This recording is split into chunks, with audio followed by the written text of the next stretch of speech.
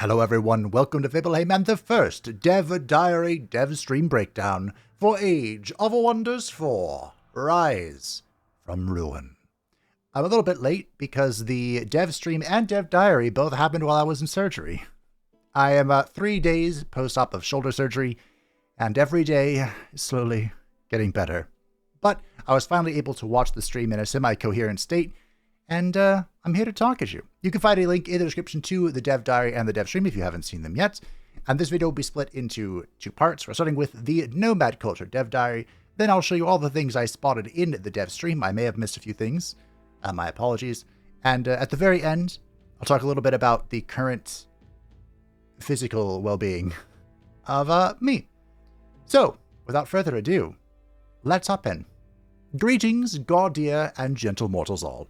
I am Thomas Schreeton, Senior Designer at Triumph Studios, and today I will be sharing with you the rather unique culture we are releasing with Rise from Ruin, the Nomads. P.S. The Scorpion Open Beta information available at the end of the journey. The Open Beta is available if you would like to play it. It is only on Steam. You can check out all of the free changes, of which there are many, and they are grand. I'm sure everything is going to settle out nicely, and there'll be no breaking of many things. The Great Rabbit Conquest will come, the Harefolk. So what are the Nomads? Nomadic cultures in Age of Wonders 4 represent those that developed in realms where resources have become scarce, or where staying in one place for long is dangerous, ever on the move, looking for new resources to harvest and grow their mobile cities. The Nomads are perfectly suited to survival on these fractured realms. The nomadic nature also means they can make do with significantly less cities and territory than other cultures, making them well suited for building tall while maintaining a wide presence.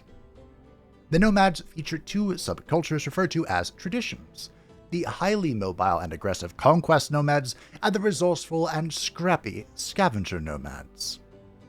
Nomads are nomadic. Surprise.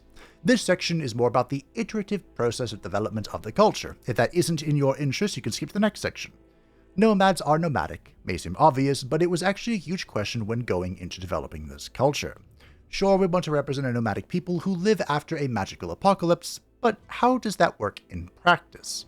We experimented with concepts such as teleporting cities, creeping territory where the player could move their throne city steadily, province by province, but these approaches felt too clunky and did not capture the correct fantasy. Thus, we settled on a perhaps more obvious approach. Nomad cities can pack up into a unit and be moved to a new location where they unpack and retain all of their features. This concept is kind of also explored in Spellforce Conquest of AO. Fun game. I've been meaning to get back to it, we'll see. So we have decided that their cities can pack up and move, but there is a more pressing question to be answered after this. Why do they move? Giving the culture an incentive to move around meant having to deplete resources off of the map, something that Age of Wonders 4 normally does not feature at all, as the resource nodes and wonders are all infinite. The closest equivalent would have been pickups, and those are never relevant on the city level. The first iteration of this incentive was to have nomad cities gain double income from resource nodes, but each node would gain a timer which, when it expires, destroys the node, leaving it depleted and barren. This worked in principle, but resulted in an uncomfortable pressure for the player, and very awkward math in what the value of moving versus staying behind to get the resources from those last 1 to 2 nodes would be. The second iteration, which we stuck with in the end, would mean nomad cities collect what is called an essence from nodes that they over-harvest. Essences are attached to the city in a similar way that city structures are, and grant income equivalent to the node that was harvested, including magical materials. This means that nomad cities gain power the more essences they harvest from nodes. We can still nomad city here, harvesting nearby nodes. That's what these little pop-ups are. These start at 10 and they go down, and you can spend Imperium to half their current harvest time. Nomad cities have several aspects that make them unique. Resource and magic material nodes in the domain of these cities are over-harvested over time. Nomad cities can pack up into a unique unit, the city barge, letting them relocate their cities. Nomad cities grow 50% more slowly than other cultures, relying on grabbing territory by moving the city, rather than holding a lot of it at once. Over-harvesting. Here we go. So it's 10 turns, and we can hasten it for 100 Imperium, so I guess it's just 10 times however many turns remaining. And essence of production. Resource and magic material nodes in the domain of nomad cities are over-harvested over time. When the timer expires, the city gains the corresponding essence and the node is depleted, becoming ruins. Goodbye. Essences grant an income to the city they are in. Magic material essences also grant the magic material. Should the city be raised, the magic materials it's carrying as essence will be placed back onto the map in nearby provinces. Overharvesting can also be rushed by using Imperium. This can be useful when there is a particular node your city acquired through growth that you want to harvest before moving on. Also, you can see that you can restore the node for 500 mana. That is mighty expensive. I believe anyone can do this, so this is like if you get to an area a nomad scavenged, you can replenish it if you would like. The City Barge. This reminds me of something, but I'm blanking. When a nomad city is packed up on the city barge, it can be moved around the map like any unit. Once a satisfactory province is found, the barge can unpack there, immediately able to claim provinces as its population allows, and able to place special province improvements it had previously built in its domain without a cost. I might actually build SPIs. No promises, though. Though the city barge moves like a unit, it has some unique characteristics to be aware of. The city provides its income, minus province improvements since those are obviously not present, and still costs city cap. The city barge also still counts as the throne city if it is. Rulers returning from the void can appear at their throne city's city barge. Similarly, this can be done for Rally of the Lieges. The city barge cannot participate in combat if it is the sole combatant it is captured without a fight. Oh. Makes sense. If the city barge is attacked, the combat is fought on a siege combat map as if it were a regular city, though it does not need to be besieged. This seems complicated, and that is because there's a lot of edge cases to account for, but all that you will need to keep track of when playing is that the city needs to be defended and led to its new home. A lot of these little stipulations they had to clarify during the dev stream, so I have notes about it, but when you see it all together like this, it really feels like it's intuitive. The Nomad Conquerors. Nomad Conquerors are all about aggression, preferring to unpack their cities right on their enemy's doorstep and rapidly take their territory. Pillaging grants Nomad Conquerors food to grow their cities. These pillaged provinces can then be annexed by the Nomad City, rewarding draft, production, and gold through aggressive annexation. On top of this, you of course start to overharvest the nodes in the newly taken province. Take all you can and leave the pretenders nothing. In combat, the Conquerors particularly favor mobility. Their cultural mechanic, Empowering Momentum, grants the unit momentum for the turn once the unit has moved at least 3 hexes away from where it started the turn, and it does not care how it got 3 hexes away. That could be important for later. Momentum increases the unit's damage and healing output by 20%, a solid buff to their power and one that can be activated in interesting ways, since the movement is purely distance. Teleporting the unit, pulling them elsewhere, or any other kind of movement will allow you to enable this ability. Say, units. Scout, male scout, female shield, male support, female ranged, sub, oh, a shock unit, okay, and a skirmisher. So the shock is the conqueror, the skirmisher is the scavenger. Do they get 2 shock units, the conquerors? Interesting, and a polearm for the scavenger? That's like a shovel with a stick on it.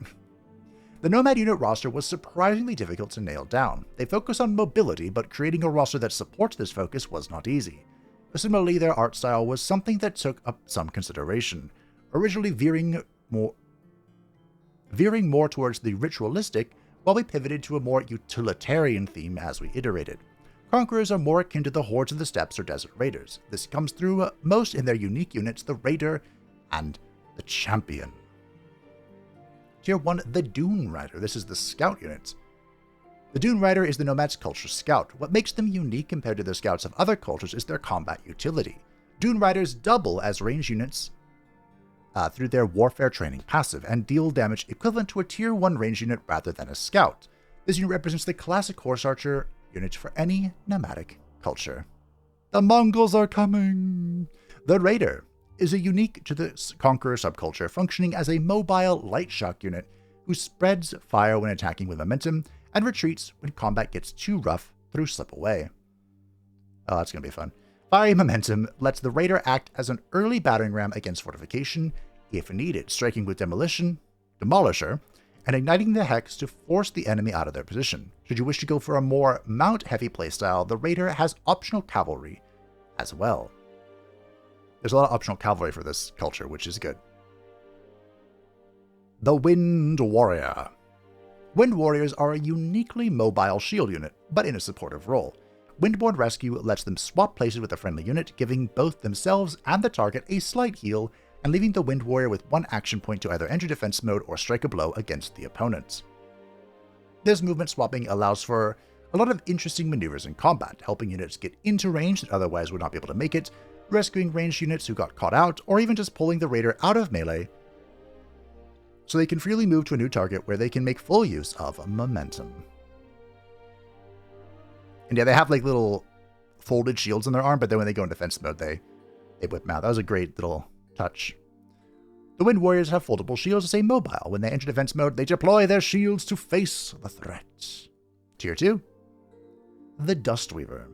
Where the Wind Warrior supports some mobility, the Dustweaver specializes in it through their most powerful recovering wind pull ability.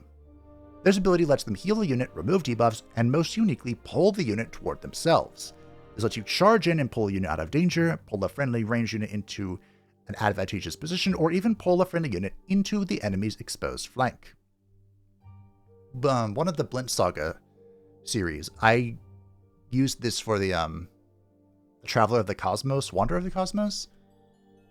Their staff lets you do this, and it's really fun. So now we're just on a tier 2 unit. The Dustweaver also has a unique secondary support ability depending on the subculture. For the Conquerors, it has Weave Momentum, letting it grant momentum to a single unit that does not currently have it. This lets you maintain the pressure even on units that are unable or unwilling to move from their current position. The Strider. We'll see the other variant in some of the pictures I got. A nomad culture could not be without a dedicated archer unit, thus the Strider. This unit stays mobile despite using repeating attacks through the opening shot modifier, increasing the damage of their first attack each turn and through the Windstride ability. Windstride can be used to rapidly maneuver this unit to a good vantage point, gaining fortune to strike critical targets. The range of this ability also means that when moving the maximum distance, this lets them activate momentum on themselves. Oh yeah. This is just like a free teleport. Good times. As you can see, they know how to ride as well, thanks to optional cavalry. There's a lot to talk about with optional cavalry. The Champion. Tier 3 shock unit. The Champion. Oh, right, we're looking at the Conquerors right now. I'm like, we aren't seeing the other variants. Duh, we're looking at the Conquerors, Fabe. Get it together. The Champion, the strongest unit on the roster by far, this unit was made to represent the elite warriors that fight alongside their warlord. A new fancy unit. This Champion is unique in that it has 2 base attacks. Storm Strike, a charge attack that inflicts 2 times under defense and grants the unit Storm Stance. Are we stance dancing? Wind Strike, a repeating attack that grants Wind Stance and whose third hit in the combo knocks the target back. Okay. Unit gains a benefit based on which attack was last used through War Stances. This unit has 2 stances. The active stance depends on the last one used during its turn. Storm Strike grants the defensive Storm Stance, Wind Strike grants the mobile Wind Stance, and swapping from one stance to another grants building momentum. Okay. As you can see, the Champion is rewarded with momentum for constantly switching their attacks up, letting them stick into a fight longer while using momentum, still using momentum than other Nomad units. Storm Stance gives the unit a bit of defense and resistance, letting them survive the retaliations after they've charged in, while Wind Stance lets the unit rapidly reposition thanks to Slippery and Swift. Ooh, okay. Alrighty, I can get behind this. Research skills. These are the cultural units. The Chime's Momentum is a unit enchantment that enables the empowering momentum for non-cultural units. Okay, everyone has something like this. The Swift Strike Blessing, a tactical buff spell that grants momentum and fortune to the target and another friendly unit nearby, letting you make the most of a situation where you cannot maneuver freely and wish to strike a hard blow. Okay. And the Watchful Eye, a unique strategic spell that lets the caster keep an eye on the target province, giving them vision in the area. When entering combat in the affected province, all enemy units suffer a stack of marked as well. Huh. That is not what I expected, but if you are trying to, like, get to an enemy and yoink their stuff, it kind of makes sense. And free marked is nice. City structures. Like all cultures, the nomads have two variants of basic structures. In the case of the conquerors, these are the raider tent and the trophy stores, replacing the storehouse and the granary respectively. These grant the usual food income, but in addition provide gold and get more food while the city shares a border with an unowned city. Oh, it's like the spy network. Their Tier 3 unique structure, the Conqueror's Tower, grants them significant vision to support their aggressive city placement, as well as draft to rapidly recruit new units. Both subcultures also uniquely have a replacement structure for stone walls, the Sentry Nests. This defensive structure does not grant increased siege health or tougher walls in combat. Instead, it grants 2 Strider units on your side to assist in the defense. Huh. Okay. Yeah, there's no stone walls for this culture. Lastly, the Conqueror's Special Province Improvement, the War Camp, is a uniquely aggressive province improvement. Place it next to a hostile domain to speed up pillaging those provinces and give your units additional regeneration. In addition, it also grants a healthy chunk of draft to speed up recruitment of new units to replace losses or expand the offensive. Ooh, okay. There's never been a real good incentive to, like, aggressively expand on your enemies. So I think this is going to be a really fun playstyle. And hopefully this lets them further expand that, because the mechanics are in the game to take provinces from people, but you usually just don't even bother. So hopefully this helps them expand that. And now for the Scavengers. While the Conquerors focus on aggression and gaining power from hostile domains, the Scavengers instead take all they can from the realm itself to sustain themselves, seeking out ancient wonders to gain unique essences and looting bodies in return, or in combat to turn the tide of battle. This is what the developers ended up playing for their dev stream. Wonder scavenging lets the scavenger subculture extract unique kinds of essence from ancient wonders. The nature of the essence depends on the improvement type of the wonder, while the power level depends on the wonder's tier. Each wonder can only be harvested for essence once, but unlike resource nodes or materials, the wonder is not otherwise affected. So they got the ancient manuscript, giving them 2 knowledge per essence. This is any essence that it has, so once it gets an essence from like a gold node or a production node, that'll keep scaling and provides plus density stability. Ancient manuscripts are gained from any research post wonders, granting knowledge for each essence obtained. This includes themselves and those from resource nodes. Just keep reading. Each of these essences also grant city stability, further enhancing the economy of nomad scavengers as they collect these essences. This is some loot. In combat, nomad scavengers still rely on movement, but theirs is a more opportunistic approach. As units fall in combat, either friendly or hostile, they leave behind loot. This loot can be picked up by any unit that has the scavenger property, meaning this subculture's units and any others you apply the enchantment to. Picking up loot grants the unit a 15 temporary hit point heal and a stack of looted power. Each stack of looted power grants a significant bonus to a unit, granting it +1 defense and +1 resistance, +20% damage on attacks, and +20% healing on support abilities. Stacking up to 5 times, this can be an incredible boost on vital units if stacked, though one should of course be wary of putting all of their hope into a single unit. And now we get to talk about the units of the Scavengers. The Looter. Instead of the Raider, the Conqueror subculture utilizes, Scavengers use the Looter, a Tier 1 skirmisher unit which weaves the battlefield to grab loot and pass it on to friendly units. The Catch ability lets them transfer looted power from themselves to another friendly unit in range. It is also of note that this unit, like the Raider in the Conqueror subculture, can optionally be mounted. The Dustweaver. The Scavenger's Dustweaver does not have weave momentum, instead it has distributing wind. This range ability lets them grab otherwise hard to reach or even inaccessible loot from a distance and give it to a unit nearest to it. It is a little random, so you don't have quite as much control, but you can easily get a buff without having to, move your other people around. And the Tier 3 Collector. Look at that polearm. My goodness gracious. These ladies are hoarders of the useful variety. Powerful polearm units that can push the front line and pick the bones for even more loot. The Plow Through ability lets them push units back to access loot, even that of the unit they pushed if this attack slew them. Oh, okay. 30 damage. Collectors leave nothing wasted, able to generate additional looted power by destroying corpses using Dig Up, This nicely doubles to help deal with pesky undead or units which could otherwise return from the dead to haunt you, like the mighty Phoenix. I'm glad they referenced the Phoenix. So they have a corpse destroy. Very nice. This results in a unit uniquely capable of acquiring looted power and gaining strength as the battle rages on. They are in for the long haul. Of course, we can add the Scavenger to our non-cultural units. The Improvised Remedy is a combat healing spell that affects all units with looted power, healing them for a relatively minor 10 hit points, but more notably cleansing all negative status effects. Spread your loot around your units during a tough battle to make the most of this useful tool.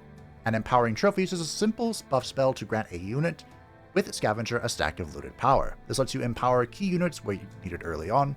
Though the spell will have stiff competition from spells that come in as the game progresses, it is a good early boost for the Scavenger's bold exploration. Yeah, this is very much as an early game spell, but it'll be very helpful. Though they share the Sentry Nest with the Conquerors, the Scavenger Nomads have their own set of structures. The Salvage Workshop and Loot Armory handy early boost to growth, in addition to the regular effects of the Workshop and the Blacksmith, which they replace. We do get to see them as well. The Scavenger's Vault, their Tier 3 structure grants a healthy chunk of a structure production, as well as distributing 3 stacks of looted power to friendly units at the beginning of combat in the city's domain. I'm assuming it's 3 stacks randomly distributed, not 3 stacks to everybody. That'd be kind of crunk. The Scavenger's Camp, lastly, is the unique Province Improvement, a mine that grants a truly impressive gold income as long as it is placed on or adjacent to unharvested resource nodes. Keep the city moving to fresh locations to make the most out of this. Okay. The Nomad culture was a unique challenge. This dev diary cannot really do the immense work of the Codier, to make this culture work justice, nor the iterations of design or the hard work of the art team, though there will be more from them in the future. There's always an art diary. We have arrived at something truly new and exciting, and hope you look forward to the arrival of the Conquering Hordes or Scavenging Wanderers as much as we do. Rise from Ruin releases on the 9th of March. Join us next week for another developer stream and development diary where Luis will show off the new tomes. We get to see the first one in the second part of this video. The Scorpion updates, beta. The release of Rise from Ruin is slowly approaching, and as with every release, it's accompanied by a free update. Starting now, the Scorpion update is in open beta on Steam. Steam owners can go to the branch, blah, blah, blah. The most effective way is to go to the open beta discussion stuff. Yes, this is all the typical whatnot. They're interested in balanced feedback, but they can really only make extreme changes until the 24th.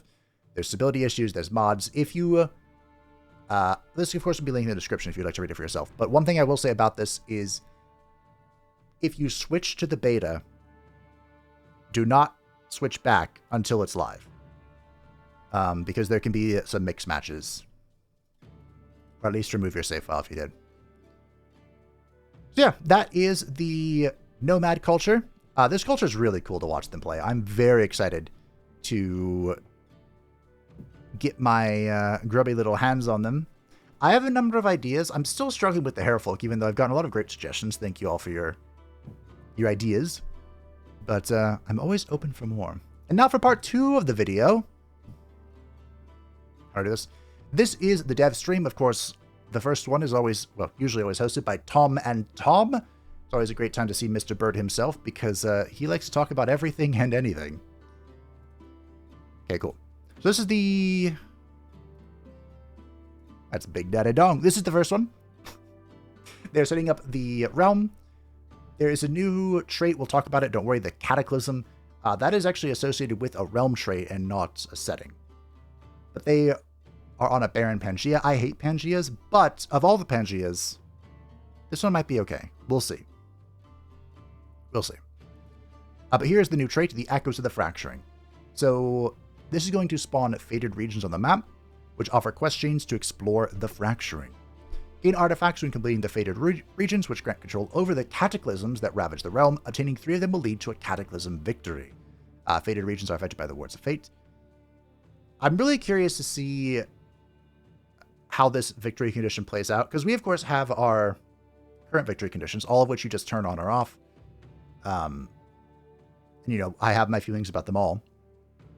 But this is the first one that's, like, tied to a realm trait. The other realm traits that are similar to this, with the very fated regions or whatever, just give you a bunch of power to kind of push you towards the end, but they don't give you a dub. This, however, this could be a very interesting avenue to adding more ways to win the game. I'm very curious over this. Also, it's worth noting the artifacts can be obtained by AI players, and you get to go yank them from their cold, dead hands. They showed off one of the pre-made Gaudir Kenon, who apparently was in a previous title of Age of Wonders. I know nothing about him, but he led a race of people that were basically just humans. That's why they went with the Herfolk and not the Aztrak. I butchered that. Here's another pre-created characters. Yulak the Exiled, who was a Herfolk, but he has one of the new orbs. We didn't get to see anything from the Pantheon, but note that there is a number of things that have been added to the Pantheon, including this fancy-looking orb. Here are the Herfolk. They are the new physical form, but I don't think that's what I'm pointing at in this one. Movement has been reworked, and a lot of the mount traits have been changed to be 2 points instead of the 3 they were, because of how movement has changed. Everyone except scouts now has the same amount of movement on the world map. 40. Flying mounts, I think, are still faster, because they're flying. That's why there's still 3. But we'll talk more on that as we get to it. So they showed off, the Herfolk start with these traits. The evasive, light-footed, so they can dodge ranged abilities better, they can move through their own units, and they're athletic, which is actually now only 1 point, because it now gives you 5 combat points, or combat speed instead of 6, I believe. And this is how it all counts now. It's not movement points in combat, it's combat speed, which represents how far a unit can move within a turn in combat. Each hex in combat costs 1 point to traverse, and slowing terrain costs 2 points to traverse. So it's really not that big of a deal anymore, whereas athletics used to be like the best. A little biased, but yeah. So it'll be very interesting. I think all in all, if you just ignore all of the details, you aren't really going to notice the movement changes. Except you may notice that you move faster. The reason they made the changes was because, like, everything had its own movement speed, and people were just not using certain units because they were slow down their stack. So they would always go for mounted units or, like, very fast movement or all that stuff. So all in all, it's a good change, even if I don't quite understand all of the details. Now flying can still fly over stuff, which is great. So here are the Nomads. We, of course, just talked about the Nomads in the Dev Diary. But if you wanted to get a little bit more immersive, here you are. Here are the Conquerors. So the Nomads by default are 1 Chaos. The Conquerors are also 1 Chaos. It'd be 2 Chaos for a Conqueror Nomad. 1 Materium for the Scavengers. Very aggressive, good fun. Here's the Empowering Momentum. Big Unga Bunga. I like seeing all the stats for the looted power. That brings me joy. The Seekers of Wonder does work. All of these society traits work with the Nomads in the way that you would think they do. There weren't any special restrictions or like additions for them. And the Seekers of Wonder works perfectly because you just get to annex for free, which is nice.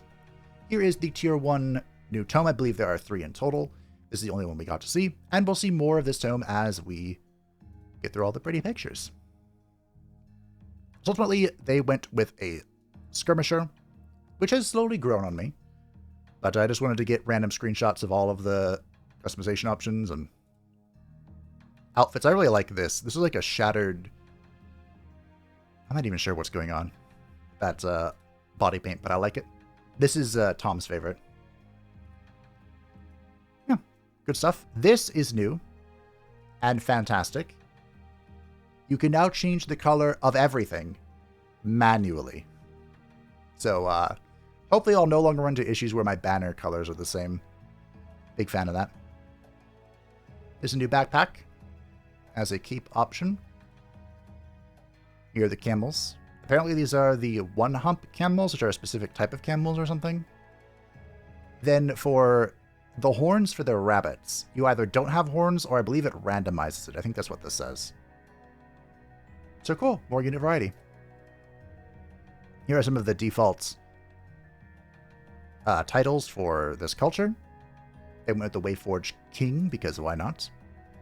Here's the Improvised Remedy. Again, the real strength of this is just goodbye negative status effect, but you do have to be kind of conscientious with your loot. Make sure everyone gets their loot so that your raiders don't quit on you. Here's the scavenger buff. And of course, looted power. So when you gather or begin the realm, here is the Echoes of Fracturing. It tells you about the Devouring Winds and the Cataclysm. I'm not sure if there's different types of Cataclysm. Maybe there is, and Devouring Winds is just one of them. That'd be pretty cool. Here's the Wind Warrior. Just vibing. There's the Rescue if you wanted to give it a picture. Or, you know, put a picture to the words we talked about earlier. Very neat trick. Here's the Looter. Nice little skirmisher. And there's Catch. It's a free action with 4 range, which is not bad. Not bad at all. Here's the Salvage Shop, replacing the, what it replaces the draft building, I think? It gives +5 draft, +5 food, and +10 production. Not too shabby. The Workshop. That's what's replaced. Here's the Dune Rider Scout. Again, the Scout is actually kind of a decent combatant with the warfare training. Able to shoot people. And they talked a lot about it a lot, but they mentioned the opening shots. The first attack deals 50% more damage, so even if you reposition, you're not losing a lot of damage. Of course, you do lose repeating attacks. No big deal. Here's the Strider. Here's where the pack-up is on the UI. They moved the UI around a little bit. We can't see part of it because their handsome faces are in the way. Here's Commander Call from the Tome of the Warbound. Units in a 1-hex radius heal 10 temporary hit points and gain 10 morale. And the Bread for War is a minor racial transformation, which they did get, giving them +10 hit points and +10% morale resistance to morale loss, +10% for each adjacent friendly unit. Morale builds have even more counters. Mine didn't do very well. I'm a little salty about it, but that's okay. The Lieutenant is a tier 2 unit. We'll see more of him later, don't you worry. But he does have the Discern weakness. If you've played Planetfall, this is very similar to the Amazon's bioscan, where they target an enemy unit, and then all units of that type will then gain 2 center defense and 2 center resistance. This would have been pretty helpful in dealing with a gazillion bone dragons. I don't know if all of the tier 3 fairies have this, but the Spring Fairy they fought now has Fate Growth, so at the end of their turn they gain Obscured, and they create Obscuring Flora. There's the rabbits with their shields unfolded, ready to block. Okay. So, there have been a number of changes that are coming in the Scorpion update, which you can test out for yourself right now. And one of the big ones is a change to defense and resistance. It has been reworked. Every unit in the game has had their defensive values changed to accommodate this new system, which is defense will always protect you from physical attacks and physical range attacks, and resistance will always protect you from magical attacks and magical range attacks. That was very different before when it was based on the damage channel that was coming at you. Now it is just what type of attack it is determines what protects it. So in the late game previously, resistance was way more important than defense, but everyone had like enchantments and debuffs and all of that stuff going on. Now, resistance is still going to be important, but defense is also going to be important. And the idea was to kind of give every different unit types a different role to have. And if you just went in with, like, for example, all shock units, you would be very vulnerable to magic. And there is a new type of unit in order to facilitate this that we'll see in a minute. This new system sounds really complicated, and there's a lot to talk about it, but just know resistance deflects magic, defense, melee hits. Most melee hits. Here is the loot. You can see it. No, it's kind of obstructed, but it's just a pile. It looks like the battlefield remains, kind of. And it glows, and if you walk over it, you get healed. This is supposed to be temporary hit points, but typo. Or not inclusion. So here is the Cataclysm, the Cataclysm meter. Now, I don't know.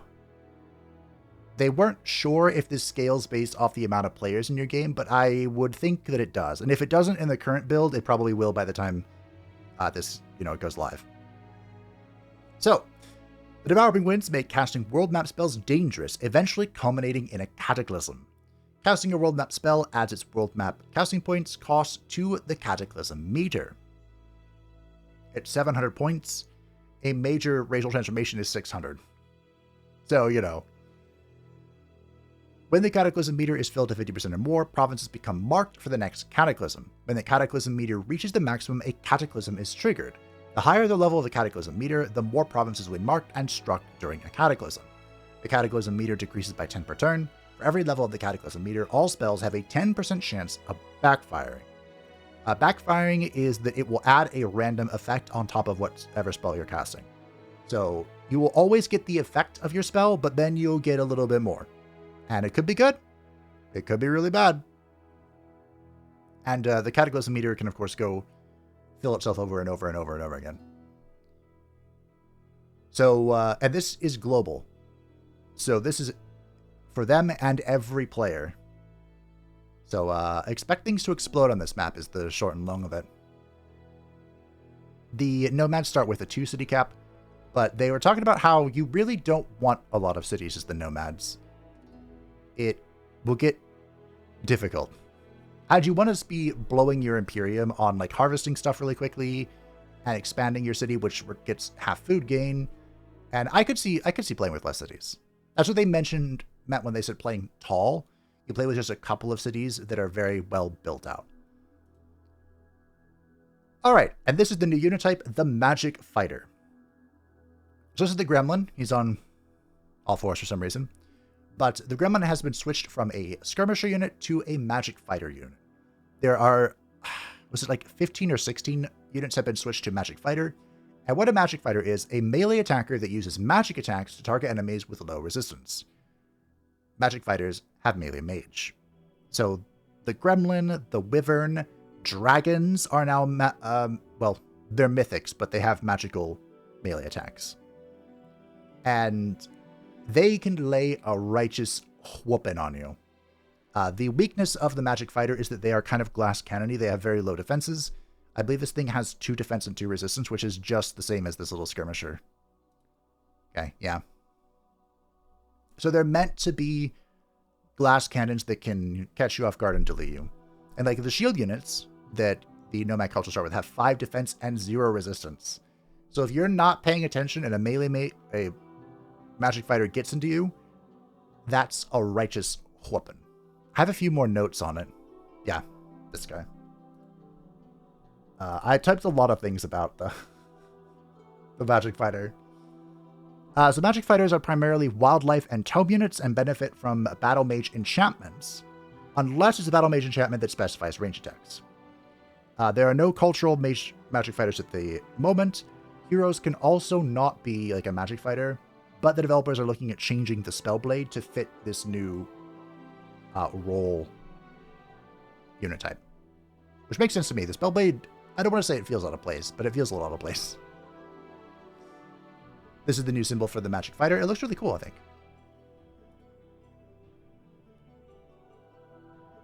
And here is the backfire. I was like, what are we looking at here? Even in combat, the backfire chance is in effect, so it's worth noting. I don't think it does anything here, but we do see one later. Yes, they checked out the Bone Dragon real quick, and the Bone Dragon's strike is magical. So, I think my beloved Bone Dragon finally got buffed. I say beloved as if I wasn't just raging out at Rastakhan having a legion of them. But they're a lot stronger now, I think. And a little bit of a surprise. This is the new dragon, the Fractured Dragon. And my oh my. Looks terrifying. Issues inflict disruption. And even the little baby dragons have magical attacks, but they have been labeled as mythic now. There's a reason for that. But I don't remember why. Tail Swipe has also been adjusted. Attacks 3 adjacent units and removes their defense mode and retaliation attack under defense mode. Isn't this very similar to what it was already? Anywho. The dragons are better. Even the Tome of the Dragon got buffed. So here's mentorship from... Gonna talk about this. Mentorship from the Tome of the Warbound. This is an Empire bonus. All heroes under your control gain, while army leader, the non-hero unit with the least experience in the army, gains plus 40 experience per world map turn. Experience has been reworked, because the way experience works in the live game, this is all based on combat. And so if you can like chain combats together, you can get a huge spike in the level of your stack. But if you can't, your growth is really low, and like late game, your like evolution units can't evolve because there's another way to fight in the late game. Just like, out and about. So they've kind of split it. They now have experience that just comes naturally. I believe everyone gets 10 experience per turn, which you can, of course, build onto with various ways like mentorship and I'm assuming the training expertise. Experience gained from combat is now 50% as effective, but you still gain it. And all experience values have been multiplied by 10 just to help math in the back end. So it says 40, but this is like the equivalent of 4 right now. But yeah. So you can see here, they're getting 10 experience per turn. This can be increased in a variety of ways, and we'll see a picture of it later. But walls will now provide experience per turn to units in the city. Palisade walls will give 5 experience per turn, and stone walls will give 15 experience per turn. So in the late game, if you're building up a new army to, attach onto something or to hold something, they'll be growing stronger just by holding your city. I thought that was a great change. Here's a loot armory, replacing the blacksmith. Here's the palisade walls, as you can see, gaining experience per turn. The nomads cannot build stone walls, so this is all they got to work with. This is the wonder they started with, next to, because of their society traits. As you can see, they're harvesting it right now. Got an 8-turn cooldown. And of course, it gives the manuscript. I watched the stream before I read the dev. I mean, I read the dev diary with you for the first time, so sorry if there's a little bit of redundancy. This is a new weapon that has been added to the item forge. It is the assassin weapon from the death culture. New skirmishing type. Well, it's not really new. It's just a heroes can make it now. Here's a training regimen. This is a spell from the Tome of the Warbound that gives the target city 40 draft, so you can pump out more units. They stumbled upon one of the fated regions. They actually found 2 of them, and they didn't really mean to go into them, but this one is, there's an ongoing struggle between the Nomad and the Unmade. Whatever they're called. And you have to kill both of them, I think, or maybe you pick one. They weren't sure. But as you're walking around this area, you can take some physical damage. Double if cast on an Astral Barrens. Astral Barrens is a new terrain type associated with the Cataclysm. And you can't get... So Call to Chaos was disabled for the Astral Baron infestations because there's going to be so many of them that you just get overflooded with the units. But if you are an animal summoner, you can summon on top of the Astral Barons to get new units. So, just fun thoughts. And here's the event, the Great Worm Lake. They found a Sand Scorpion and didn't talk about it. So here's a new unit. Yay! You can see on the world map here, they're over-harvesting timers. The Wayfinder enchantment has been reworked. This used to give very fast movement, but now it just makes it so your scouts never die, and they return 2 turns sooner. Someone pointed out that this is a feature of one of the Oathsworn, but hey, now they can come back sooner too. Here's the Lieutenant. The red marking and slightly larger body is what the Bred for War does, so I didn't get a picture of the actual enchantment apparently. But they are pretty decent little fighters, and they have the Lieutenant's lead. When this unit attacks, a random friendly unit within 2 hexes gains strengthened for 3 turns, and when this unit enters defense mode, a random friendly unit within 2 hexes gains bolster defense and bolster resistance for 3 turns. So they're pretty good. I don't know if you'd want a lot of them, but they could just help, keep your front line going. Upon casting the Wayfinder enchantment, they got their first backfire, and Thomas said this was a really bad backfire. Your knowledge income is reduced by 20% for 3 turns. I would probably rage. That is an insane detriment. But the way Thomas was talking made it sound like this is a very rare no bueno roll. Here's a Dust Weaver who's looking away from us. Here is the Fractured Infestation. As the Cataclysm increases, you can see they got to level 2 here. So turn, 17? They've already blown past the first level. Makes sense. These will spawn more and more and more and more. So that's why they had to disable Call to Chaos for it. That is on the map. Yep, thanks, Fabe. Good picture. So they're talking a lot about the infestation because Astral Barons is spooky. Magical origin units do not regenerate hit points on the Astral Baron tile. World map spells and combat spells cast in this province gain a 20% chance of backfiring. No mana income can be gained from this province. Resource nodes in this province become ruined, and ruined nodes cannot be restored while this province has Astral Barons. And the creatures that are spawned from the infestation have the Fractured Transformation, which gives them a base 60% chance of inflicting Disrupted, so it disables all of your enchantments. They have Mana Starve, which we'll talk about in a second. It has all its other enchantments and transformations disabled. For each disabled, it gains plus 5 hit points and plus 5% damage. So Mana Starved. This unit gains Strengthened and Regeneration for 3 turns when it applies Disrupted and Mana Drain, and when it is hit by a magical attack. It cannot have unit enchantment or transformations, and it has Control Loss Immunity. So the idea behind kind of this whole expansion, really, it'll be a repeating theme, is that we have gone accustomed to a certain playstyle. More magic, more enchantments, more transformations, more good. And this event is just like turning that up on its head. So if you want to play with the Cataclysm and whatnot, you're going to have to challenge our preconceived notions of how we game. Or just use dragons. Dragons are good. Oh, and here's Mana Drain.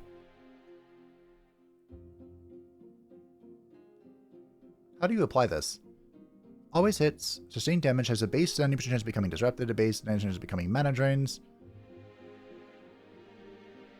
I don't know. Anyway, terrifying. There isn't a culture rework for this patch. There never is for a DLC that has a new culture, because they both take a tremendous amount of work. But there was a bit of a pass through the primal culture. Not a lot of one, but a little bit of one. How we can see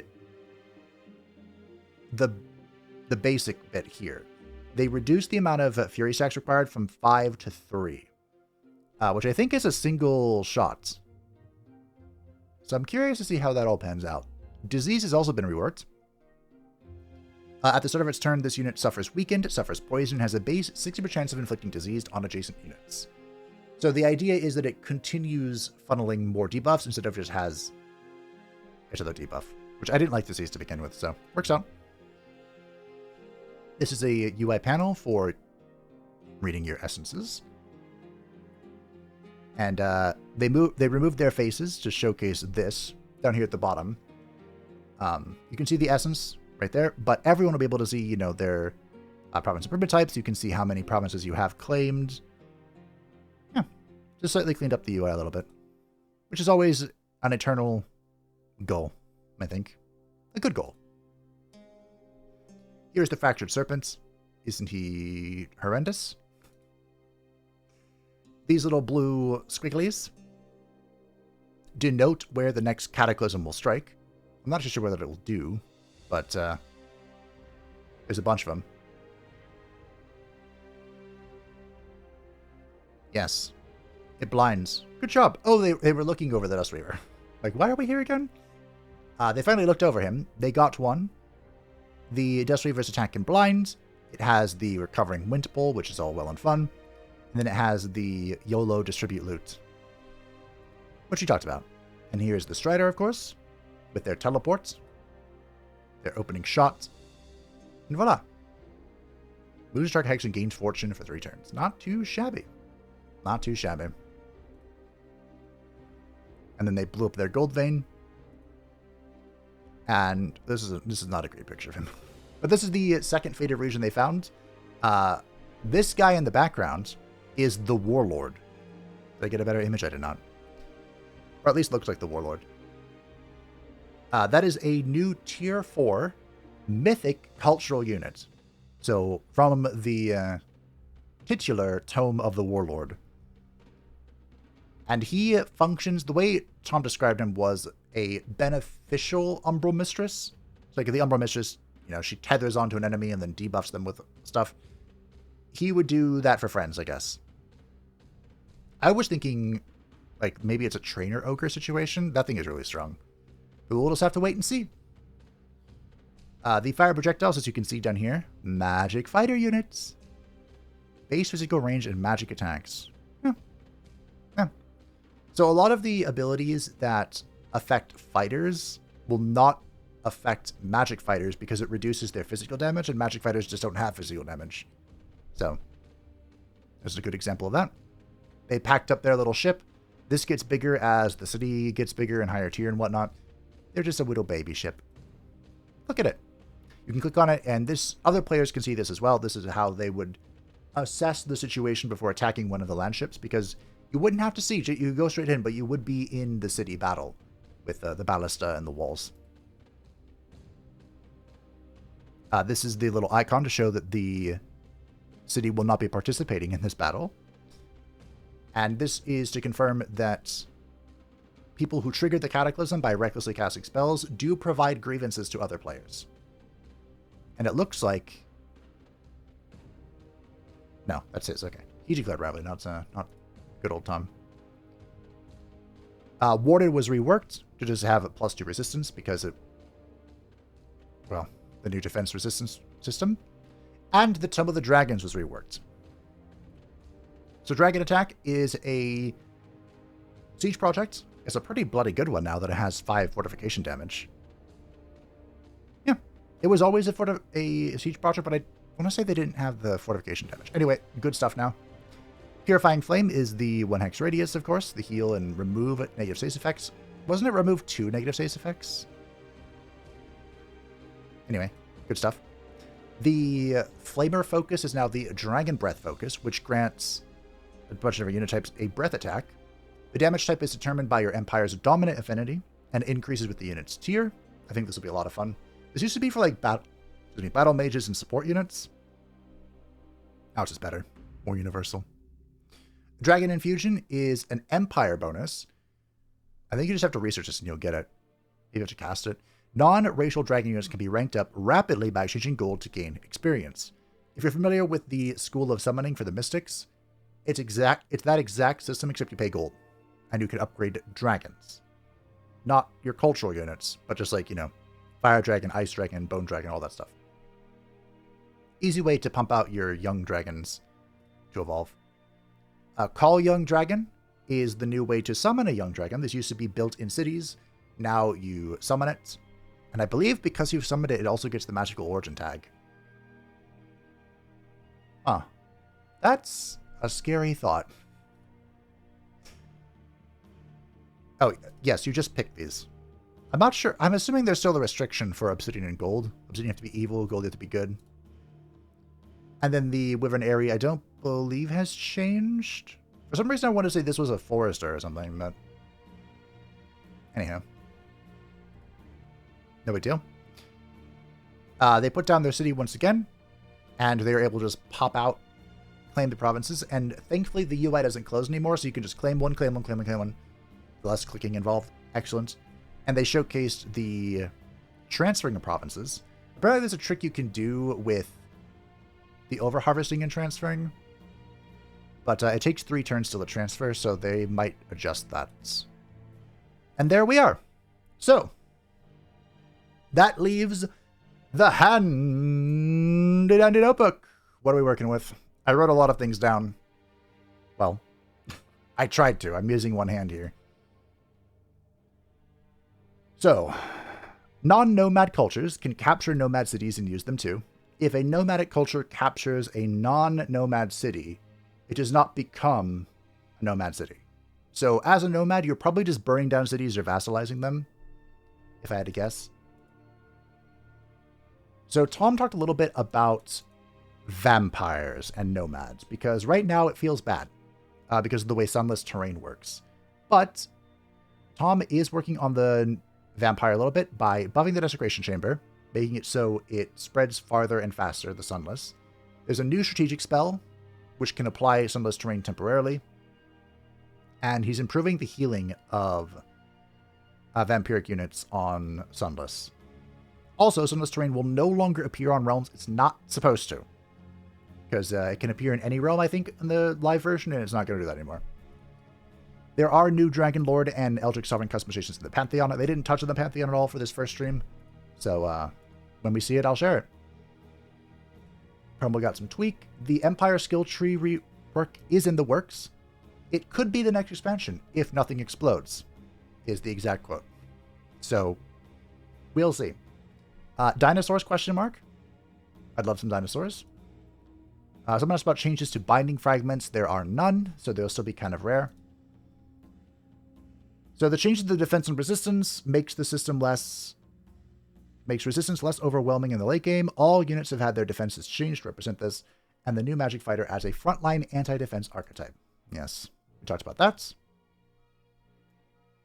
Someone asked for a Wyvern Mount Society trait. I approve of that question, and I hope we get it. Tom, you said he wrote it down in Slack, which is a terrible tradition to start. But I approve. And then Thomas asked for Big Dragon Mounts, and I also approve of that. Combat spells do not affect the Cataclysm counter. That's just world map spells. Although, as you saw, the backfire still exists in combat spells. The Cataclysm can trigger multiple times. Every time it triggers, more infestations appear, and there's a higher chance of backfire. We saw some of that. Players get grievances. There are a lot of out-of-sync fixes in the works for my multiplayer enjoyers. Talked about Magic Fighter. There's the experience thing I talked about. The devs are trying to make Reavers not terrible. I actually have a bit of a... It's not really a rant, but Total War, Warhammer, went through an issue for a while where they didn't want to spend time reworking their DLC factions. Like, back when they were doing it the original way. They didn't want to spend time reworking DLC factions. I'm thinking specifically of like the Wood Elves and the Beastmen, because players either had it or didn't have it. You know, so they got around that eventually by just making it so you could own individual legendary lords. So I'm not sure if that'll be an issue. I probably didn't even explain that well, but anyway, hopefully one day Reavers will be not terrible. Nomad Cities remember the SPIs? Yes, I might actually build them. I might. If a packed up city is attacked on the water, it will be a standard water battle instead of a siege battle, unfortunately.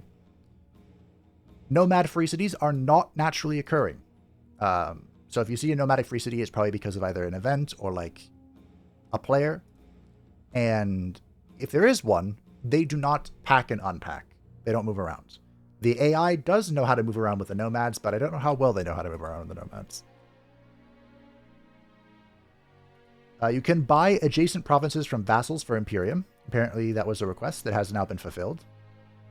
Water is getting a pass soon, but not next DLC soon. And because Tom said that, you know what that means? That means Expansion Pass 4 has been confirmed. The work continues on improving the AI. There's a possibility of getting like a sword and orb, sword and staff weapon type. I'd really like to see that for the Spellblade. And he mentioned scything? Scythes as well. Someone asked about it. Right now, they're not working on making a new weapon type. That really comes down to animation limitations. But he said, if you're okay with it acting like a halberd, scythes could be a thing. The Collector Society trait works with the Nomad. That's the magic materials give you bonuses or whatever. No slime form. Thomas hates weebs. The Chaos Tomes have received a balance pass, including a total rework for the Tome of Chaos Channeling. Call of Chaos is stable for the Fractured Infestations. When a Nomad City harvests a Wonder, you lose the Imperium income. Because they didn't want to have a city just walking around with plus 50 Imperium income. So that was specifically for the Scavengers, we noted it. I don't know how that works for the Conquerors. Conquerors can't harvest a Wonder, but I'm assuming you just attach it and you're like, hey, I get the Imperium from it. The Warlord is a new tier 4 mythic unit. Yes, we talked about that. And it's another cultural unit. So I wonder if they liked how the Painbringer operated, because this is now our second mythic cultural unit.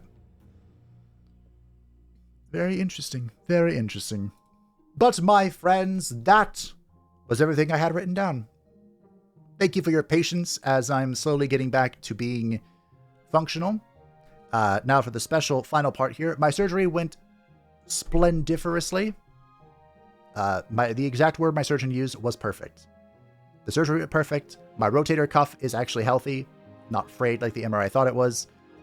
I did have some minor complications with recovery. The nerve block failed.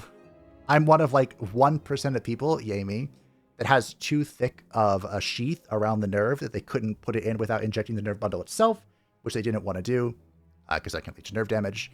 So I didn't have a nerve block. I hated that. I had a little bit of excess bleeding, so I was wrapped up really tight, so I couldn't use ice for the first 48 hours. And I'm having an allergic reaction to the medical taping. But it's fine. We're moving forward. And, yeah. Slowly, steadily. I still can't really use my arm. I was kind of hoping I'd be able to game a little bit, like, you know, with just one hand. But even just yapping here for a little bit has taken a lot out of me. So I probably have to go lay down. But thanks for watching. I do hope that you enjoyed. Thank you to the patrons and the channel member support channel. I greatly appreciate you. If you'd like to stay up to date with anything happening channel, feel free to join the Discord in the description down below. I will cover the Scorpion beta, because probably the only videos I'm going to be doing are be able to talk for a little bit. And hopefully, roughly same day, I'll be able to cover the next Dev Diary on Thursday. So thanks again for watching. Thanks again for your patience. And I hope to see you later this week. Bye-bye.